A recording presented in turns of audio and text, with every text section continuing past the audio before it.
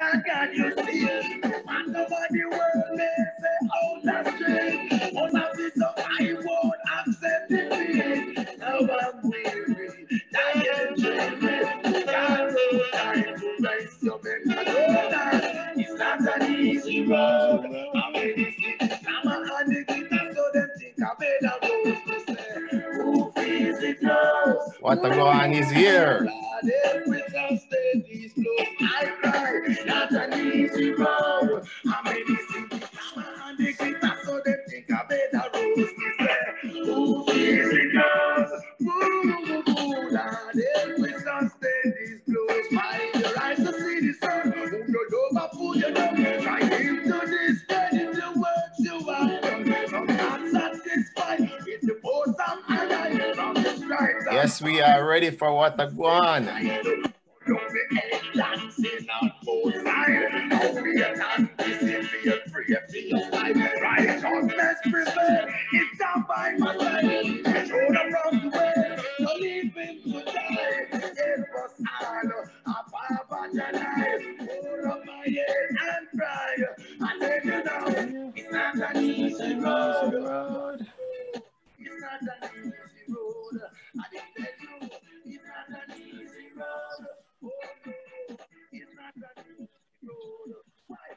Yes, yes, yes. What the going is here.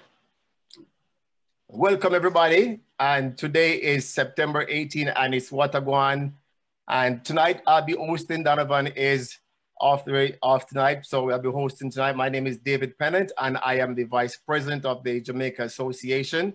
And tonight What a Guan is gonna be talking about black hair, to do or not to do. We have two guests in waiting right now. But before we do that, I want to start off with the patois word for today, which is butu. The patois word for today is butu. You can spell it B-U-T, or you can spell it B-H-U-T-O. So one of our great Rex Nettleford we would say, and this is the way you can use butu. Butu in a Benz are still a butu.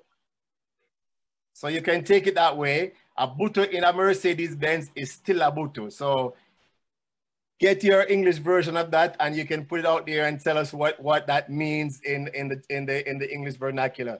And also before we continue with our talk tonight, we're gonna make some announcements as we go. So our monthly meeting for the Jamaica Association is gonna take place on Saturday, September 26th at the Winston Heights Community Association.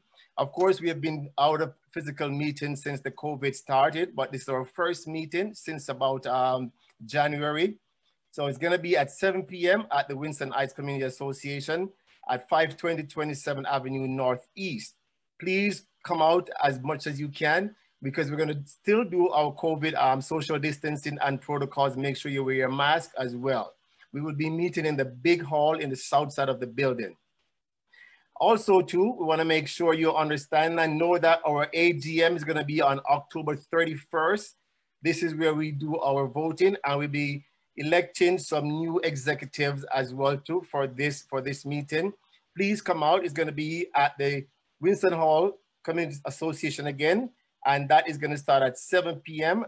on Saturday, October 31st. We need you to be there. In addition to that, we are going to just announce for What a Guan for the next few weeks.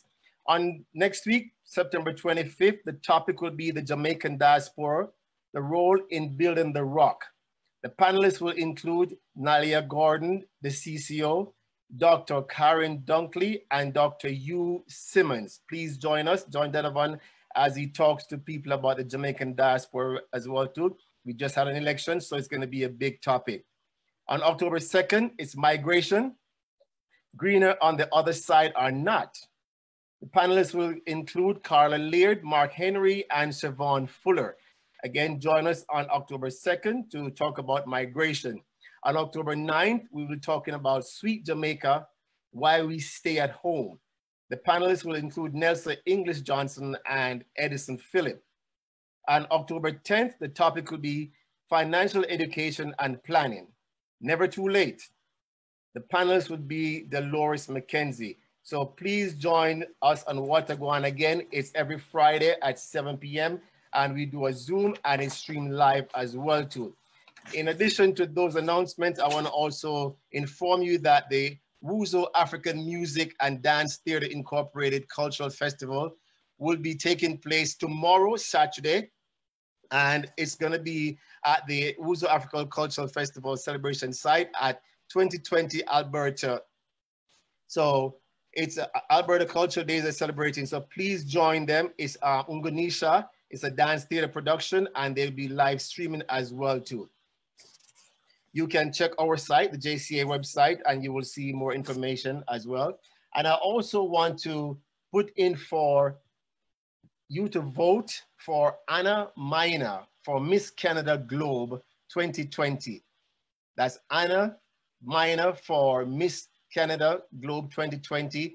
And she wants you to support her and vote for her on the, and this is the website, www.mcgpvoting.com. Again, it's www.mcgpvoting.com. Please support her. She is attending University of Alberta, major in business administration. And of course, we want to make sure we support our community people as well too. Well, again, please remember the word for tonight is Butu. And remember, say anybody, Butu a Butu, whether in a Benz or BMW or them a walk foot, them a Butu still, okay? So again, welcome and joining us for our topic tonight is Black Hair. And our guests are going to be Miss Tamara Williams and Miss Nadine Morris.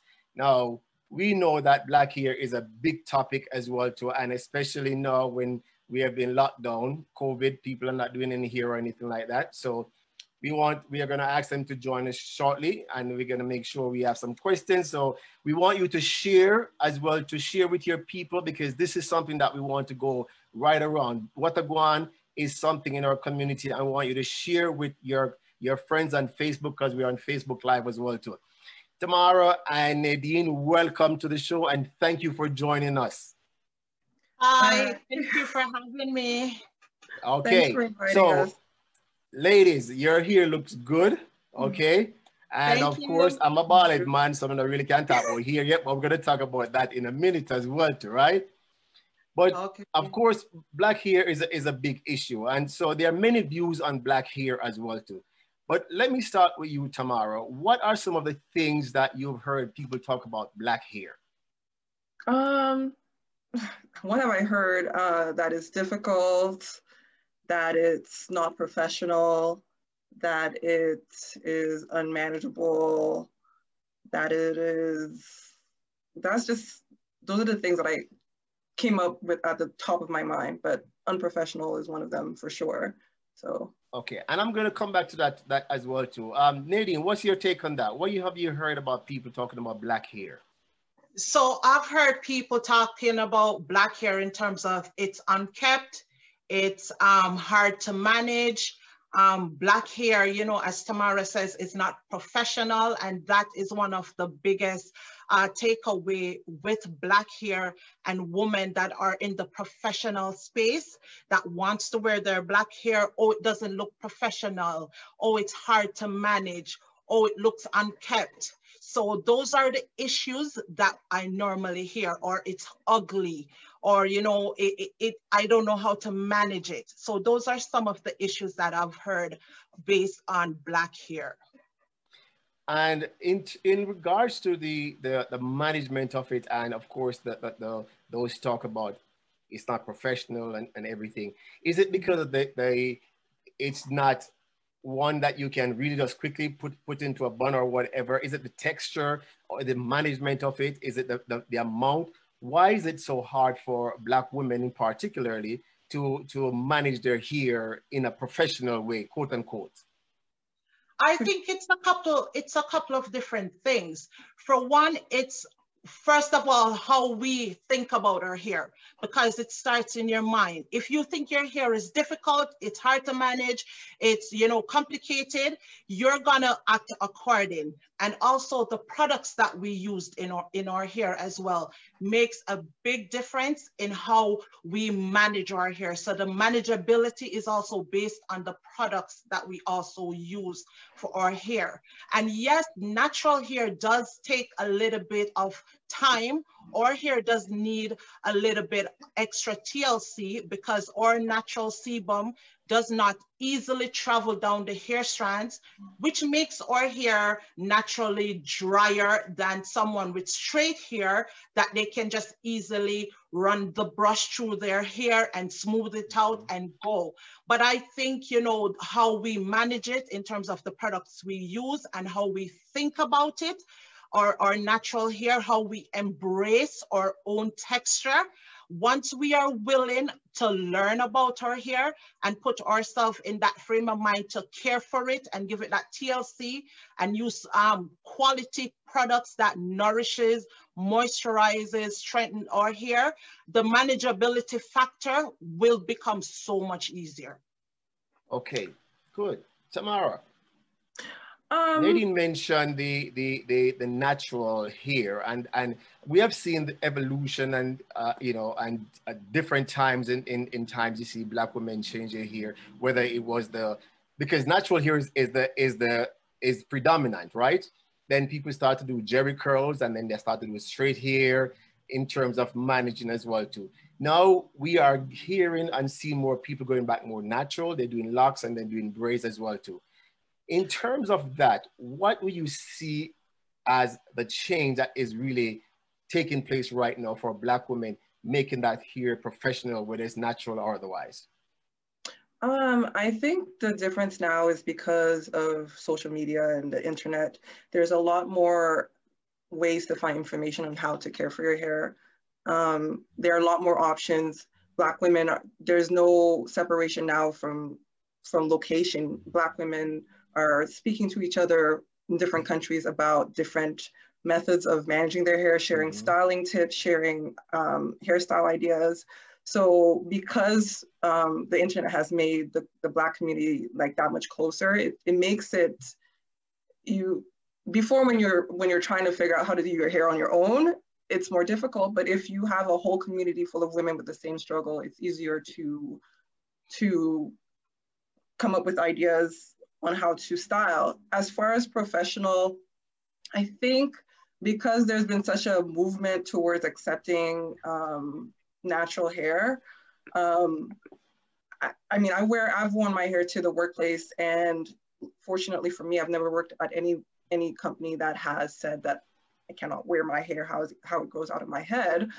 But I know that is not the case with natural styles such as dreadlocks in certain places. So that's something that I guess I will wait to see how that turns out since I started mine. Okay, cool. And Nadine, and it's pretty cool that you know, Tamara mentioned dreadlocks, because dreadlocks here before it was a stigma, right? Back in the days, you know, dreadlocks is a bad thing. Now we're seeing dreadlocks as a fashion statement. How is that really resonating now in the community in terms of Black people, how you see yourself or Black women with dreadlocks or men with dreadlocks right now? Yes, because I think it is looked on differently in today's society. As you said, it's, you know, some people do it for fashion, some people do it for culture.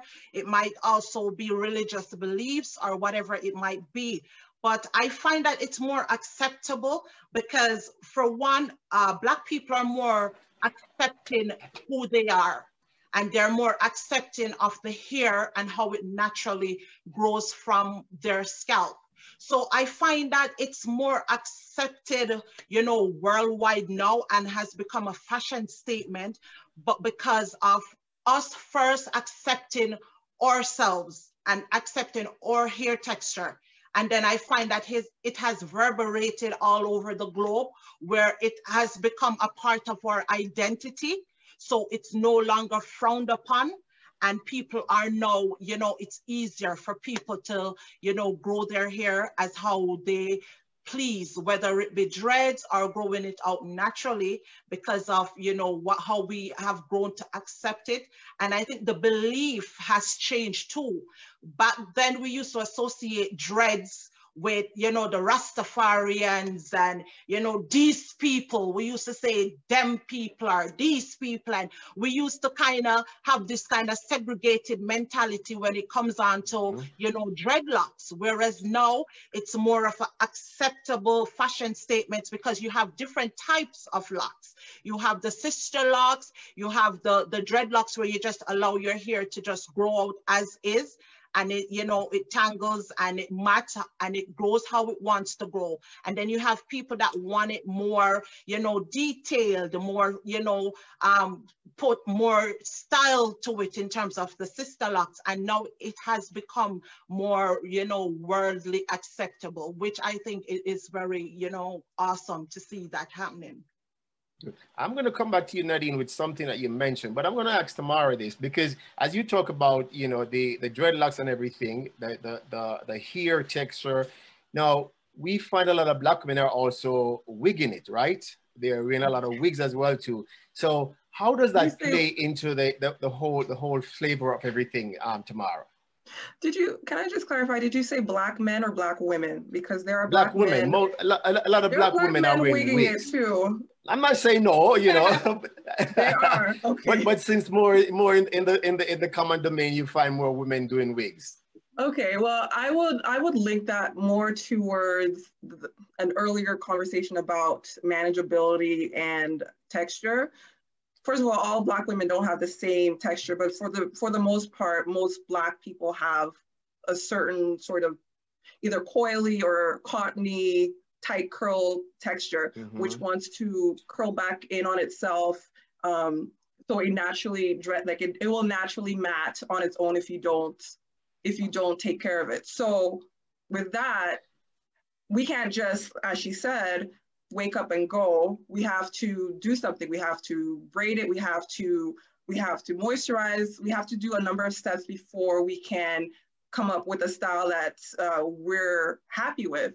So for some people, and I'm not saying for everyone, but it's some people, it's a matter of time. It's easier for them to do cornrows and then have a wig that they can just throw on and leave, so they can actually wake up and go to work. So that's one option. And for some people who don't know how to manage their hair, they haven't taken the time to really learn how to take care of their natural hair without the wigs. This is the way that they need to, and I'm not faulting either option because I've done both. I've worn wigs. I've worn several wigs. You've met me in a wig. So either option, it's either about time and convenience, or they want that look, which is also fine. They might want to change their look. You can look like, you know, Betty today and look like Chaka Khan tomorrow. That's your prerogative. So it's both a fashion choice and it's both a convenience and styling option. So, and I hear that convenience and fashion. Yes. That's good. I hear that convenience and fashion, because to get up, you might get up late in the morning, you have to go make sure just throw the wig on and at least look good and go to work the same way too. And you talk about texture, both of you. Yes, go ahead, Nadine. And also to add to that too, I think sometimes the environment in which we are in can also determine whether we want to wear a wig this season or not. Because, you know, in Canada, for, you know, natural texture, sometimes the weather is not compatible with, you know, when it's snowing outside and you just did a twist out or a braid out and you're looking all cute and you want to go out and it's snowing. So sometimes it's also a protective style. So, you know, for women, in terms of depending on your geographic location, where it's more convenient and easier for you to just put a wig on, and nothing is wrong with that, because a style like this in the winter, I couldn't go out with my natural hair. I would have to have it covered with either a wig or a toque, and then I go. So it all depends too on geographical locations as well. And if I may just add to that as well, just sometimes there's also medical circumstances why people also throw exactly. as well, true. Right? Yeah. And medical as well, yes, most definitely. So Nadine, you talk about hair texture earlier, and you mentioned products, and we know as a Jamaican, I've seen a lot of times when, you know, some coconut oil or some castor oil or some just throw inside or some, you know, whatever it is, you know, to make the hair look good. talk about some of the oils and some of the products that you for really managing your hair and make it look good without have to go through expense. Yeah, yeah. So some of the basic oils that you can, get anywhere is, for one, the coconut oil that you mentioned. The Jamaican black castor oil is also a great oil to use in the hair as well. It helps with thinning hair. It helps to thicken the hair follicle and, kind of strengthen your hair as well. But what I find in the natural hair community and in our culture, I can speak for myself. Sometimes we don't know what will work for our hair versus what won't. Because sometimes people will think that oil alone is sufficient for the hair.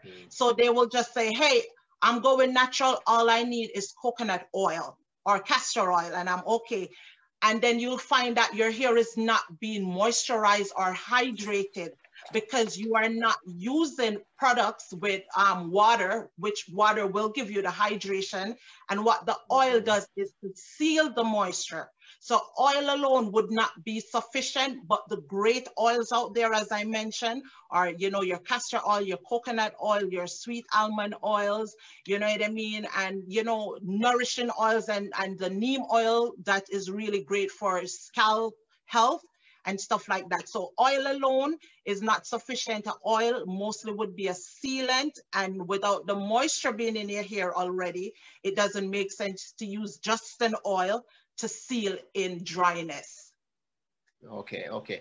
Tamara, I'm going to ask you this because we talked about earlier, you mentioned men. So for men, okay, bald men or otherwise, because a lot of men are growing their beard and their sideburns, right? And go with bald head as well too. How does that come across for women, for Black women now? Is it something that men should be able to be paying attention more to their facial hair as well as their scalp? I can only speak for myself, but yes, a man should be grooming his facial hair if he's, that's part of taking care of yourself. I would feel that's part of your regular grooming habits. Nobody wants to see, BBs in your beard. So that should be part of your regular routine. Women like to look at men the same way men like to look at women. You guys need to look clean and, kempt, and like you looked at yourself in the mirror before you left the house. If you have your hair out in a fro, it should be picked out. Like it should look moisturized the same way that our hair should look moisturized. Nobody should be leaving the house with dry hair if it can help it. The same products that we use, the same products that you guys should be using as well if you have your hair growing out and you're wearing it out. So the same rule applies. Obviously you have less to do, and I'm sure you have less to do because you don't have. I have definitely less to do right now. You just probably do a little shape up on your beard, but but we definitely look at that, and I'm sure Nadine agrees. Yes, I do, because I've seen on Instagram where you have even men that are growing out their beards that deep condition their beards. Oh, and they have beard oils? Yes, and they have beard oils and all of that. I've seen guys like actually rub the deep conditioner on, put a plastic cap on, and it's just like chilling in the house. You know what I mean? Because hair is hair, right? So I've seen it. So you find that men now are taking much more pride in their hair, both on their heads and also their facial hair, depending on how long it is. But yeah, and I think it's really, really awesome to see that. So yeah. And I'm glad. Yeah, go ahead.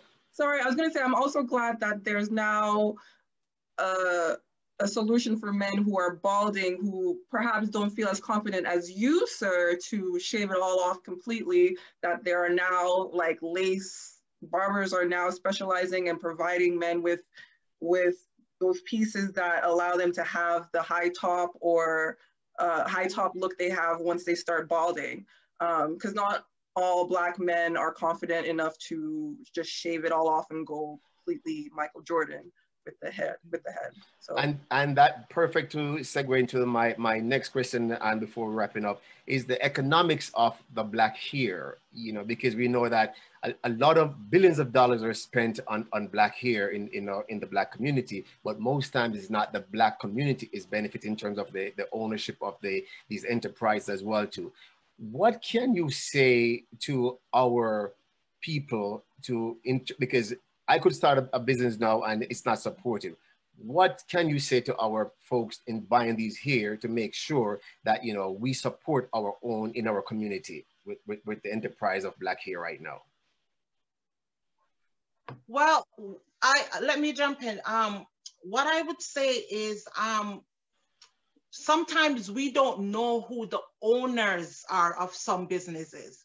And over time, you'll find that people will start, like, you know, a black person would start a business and they would sell the business and it changed ownership. And we're still, you know, supporting that brand, supporting, you know, that product, not knowing who actually that money is going towards. So I would say for us to take more, you know, a keen interest in our black owned businesses, especially local businesses, where, you know, money is put back into the communities from those businesses. But I would find also in the natural hair community, support is also important, especially to a small business owner.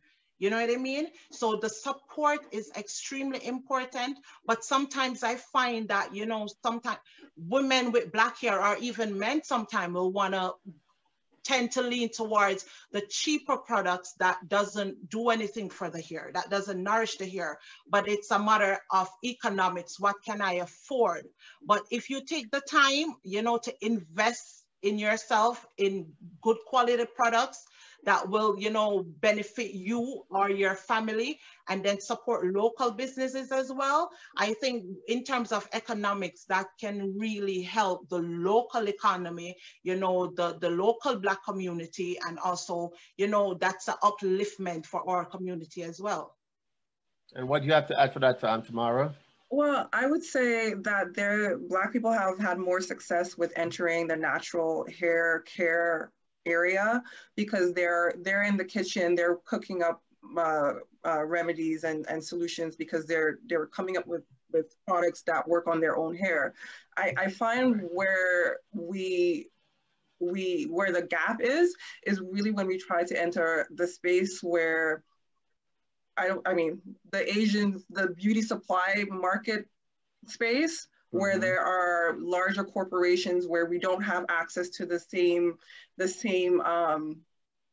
manufacturers and suppliers. We don't have those, we don't have the spending power to get the same discounts. So that means that when we go to a black owned beauty supply store, the prices may be higher than another store because we are not getting the same discounts and deals that those other stores are. So it depends. Like you can support black business, and I try to, when I'm buying products, I buy online, and I try to buy from black owned hair care lines, and you just need to do a little research and you can find out who's behind those products.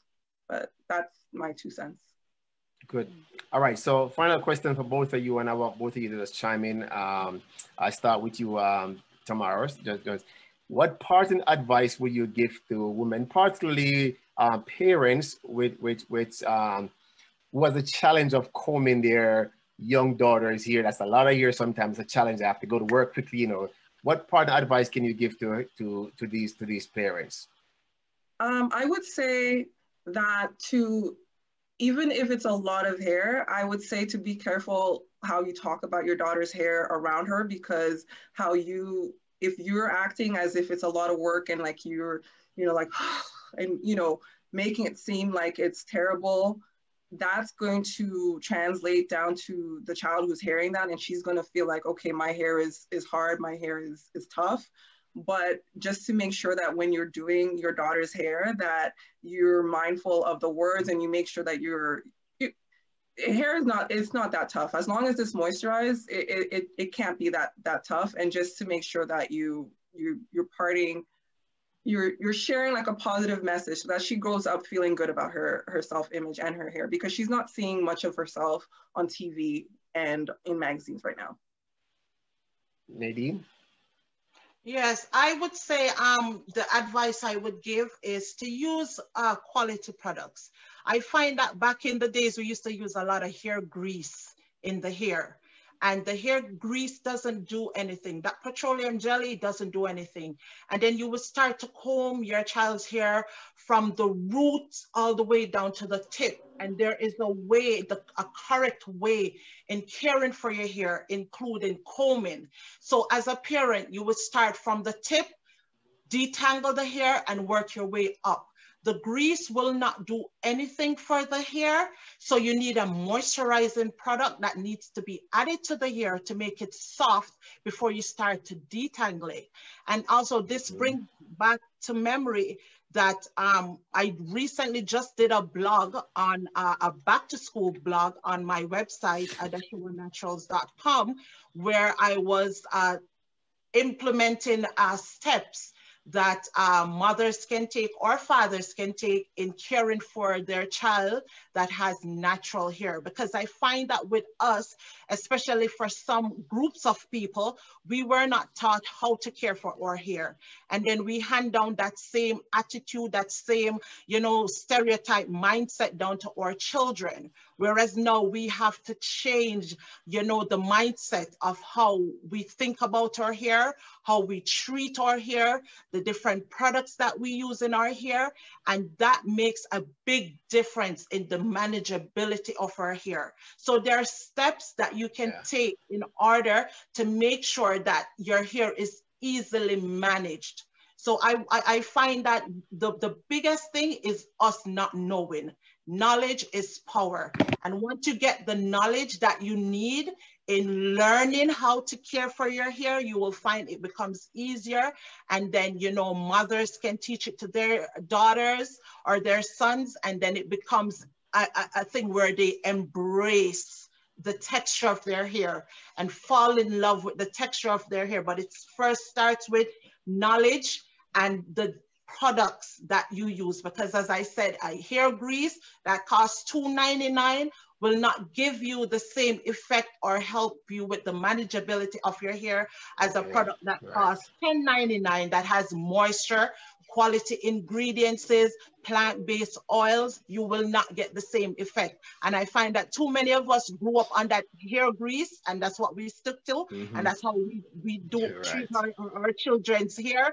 And then they grow up hating their hair because it's so hard to detangle, so hard to manage. And then it starts a cycle of, oh, black hair is this, black hair is bad. You know what I mean? So it all starts with knowledge, having the knowledge you need to learn how to care for your hair. So I get that it's how you speak to your child about their hair, so they can have a positive self-esteem about themselves, and also using the right products, and not to watch the cost, but to watch the value of what's going to happen as well too.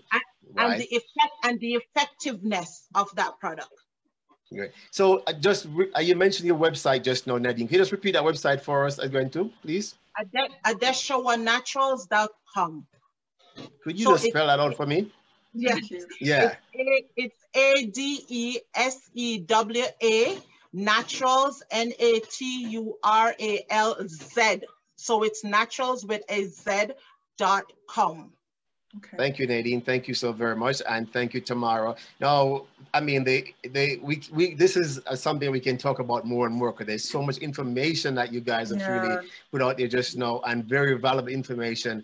And I hope our listeners have taken the time to understand what you guys have said. It's a matter of, you know, being knowledgeable and also being conscious of what you're doing in terms of what you're putting in your hair, and how you want to look. The convenience of it as well too, as well as to love yourself and love your hair. Doesn't matter what's out there, because it's all about your hair, right? So Tamara and Nadine, thank you again. And listeners out there, please go to the website that Nadine just mentioned as well too, and also go to our website because you will see this information there as well too, to make sure that you can follow up on what we talked about today. Again, ladies, thank you very much for your contribution today. And I know the information has been very valuable for our community. Yes. Oh, thank you're welcome. you. Thanks for having us. And you're welcome. Definitely. Thank you. Okay. So again, we want to go back to our word of the day. It's Buto. And again, it's B-U-T-O, or you can say B-H-U-T-O. That's the Patois word for the day. And again, we want to make sure that you understand that this topic was suggested by our listeners. So you are our listeners. You can suggest a topic that we can, invite some guests to discuss. So please share and send in your topics, something you want to be talking about, and we will do that for you. And remember, next week, this time, it's going to be the topic Jamaican diaspora with the role in building the rock. The panelists will be Dr. Hugh Anthony, Dr. Karen Dunkley, and Nyla Gordon DeCiccio. Please join us next week, Friday at the same time, 7 o'clock, and as we discuss that again. And remember, everything that you hear on here is just Watagwan. So walk good, and thanks for joining us again, and we'll see you next week. I make to the corner with a bacon. And that's where they make them take it. So I'll be there for sure. Don't worry. I miss them bam, bam, bam, bam, bam. It's not an easy road. I mean, it's in the glamour and the glitter, so they think I better road. They say, who feels it now? Ooh, Lord, every Thursday these blues. I cry, it's not an easy road. I mean, it's in the glamour and the glitter, so they think I better road. They say, who feels it now? Ooh, Lord, every Yes, Mr. Thursday.